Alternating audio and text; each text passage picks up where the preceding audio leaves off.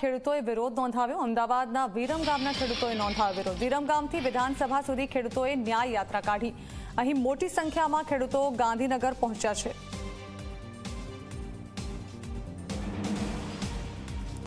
તો ખેડૂતો વિરોધ સાથે હાલ ગાંધીનગર પહોંચી રહ્યા છે। તેઓએ વિરમગામથી જે રેલી છે તે કાઢી છે અને વિધાનસભાની બહાર ખેડૂતો વિરોધ વ્યક્ત કરતા દેખાઈ રહ્યા છે। આ અંગે વધુ માહિતી સંવાદદાતા ગૌરવ પટેલ આપી રહ્યા છે। ગૌરવ, ખેડૂતોનો વિરોધ બેનર સાથે તેઓ વિધાનસભાની બહાર દેખાઈ રહ્યા છે। જાણવા માંગીશું કયા મામલે વિરોધ નોંધાવી રહ્યા છે ખેડૂતો?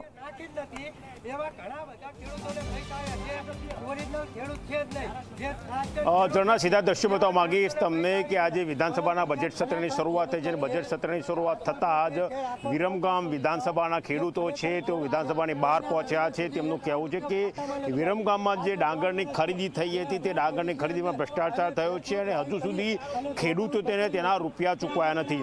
વિરમગામના ધારાસભ્યની સાથે જે વ્યક્તિ આ ફોટોમાં દેખાય છે તેના ઉપર સરકાર મહેરબાન હોય તો દેખાય છે। એક નેતાજી અને કૌભાંડીની સુફિયાની ટોળી છે તેની તપાસ થવી જોઈએ। બંટી બબલી અને સુફિયાન મલ્ડીનો નાર્કો ટેસ્ટ થવો જોઈએ। દાદાની સરકારમાં બંટી બબલીનો નાર્કો ટેસ્ટ કરાવો।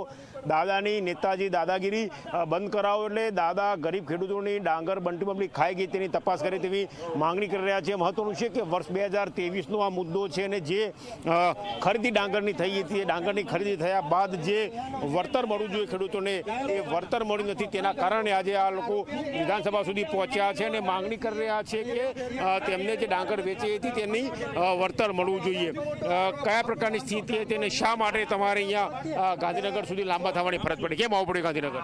અમારા ડાંગરના પૈસા 2023માં નાખેલા હતા। અમારી ડાંગર કંઈક 1000 મણ જેવી છે તો હજુ 4 લાખ રૂપિયા બાકી છે। હજુ સુધી કોઈ ન્યાય મળતો નથી અમને।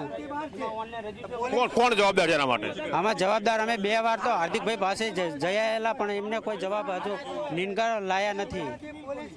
તમે જોયું કે આ ખેડૂત આગેવાન હતા જેમનું કહેવું છે કે તેમની લગભગ જે ડાંગરનું વેચાણ થયું હતું એ ડાંગરના વેચાણના રૂપિયા મળે નથી। તમારું નામ જણાવો, શા માટે વિધાનસભા સુધી લાંબા થવું પડ્યું? મારું નામ પિન્ટુ કોળે છે। હું એક સામાજિક કાર્યકર છું અને ખેડૂત આગેવાન છું।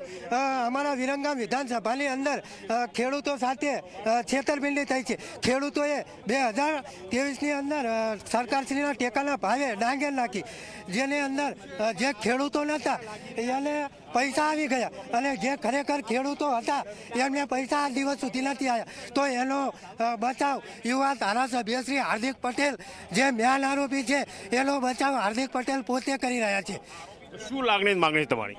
અમારી માગણી એવી છે કે આની તટસ્થ રીતે સીબીઆઈને તપાસ સોંપવામાં આવે અને જે પણ આરોપી હોય એને કાયદેસરની કાર્યવાહી કરવામાં આવે અને ખેડૂતોના પૈસા તાત્કાલિક ચૂકવવામાં આવે। કેટલી ડાંગર હતી જેનું વેચાણ થયું અને કેટલા ખેડૂતો વંચિત છે? 350 ખેડૂતો આ કૌભાંડમાં આવી ગયા અને વંચિત છે, પૈસા નથી આવ્યા। અને તે સમયે આધાર સરકારે એવું બતાવ્યું કે 3.68 કરોડ લાખ રૂપિયાનું કૌભાંડ આજે અને એક બાજુ એવું બતાવે કે 1900 બોરી ઓછી છે તો એના ગુણ્યા તમે 50 કિલો વજનની હોય તો 12.5 કરોડ રૂપિયા કૌભાંડ આવવામાં આંકડામાં પણ ખોટું દર્શાવેલ છે કૌભાંડમાં। તમે આ અંગે તમારા સ્થાનિક નેતા અને ધારાસભ્યને રજૂઆત કરી ખરી? ધારાસભ્યને, મામલતદારને, પ્રાંત ઓફિસરને તમામ જગ્યાએ આ રજૂઆત કરેલી છે છતાં કોઈ ન્યાય 1 વર્ષથી આનું કોઈ આવ્યું નથી। શું કહેવું છે સ્થાનિક ધારાસભ્યનું? સ્થાનિક ધારાસભ્યએ આની મીડિયા થ્રુ એવું કીધું કોઈ સોપિયાન કરીને જે મેન આરોપી એટલે કોઈ સોપિયાન નહીં। આ તમે જુઓ, આ કેક ખવડાવે એ સોપિયાન, આ કોઈ સોપિયાન હે? આ કેક ખવડાવે આ કોઈ સોપિયાન હે? હું બાહ્ય જિંદગીની હોય મારે હું બહાર ગમે ત્યાં જાઉં તો જેને હારે મારે ઓળખાણ ના હોય એને થોડોક હું કેક ખવડાવું।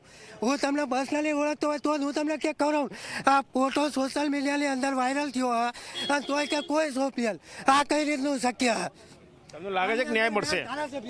અમને પૂરો વિશ્વાસ છે ભાજપ સરકાર પર, દાદાની સરકાર પર અમને ન્યાય મળશે। જે તે ધારાસભ્ય દ્વારા એમના અંગત પીએ દ્વારા આમાં મોટું કૌભાંડમાં ભાગ છે।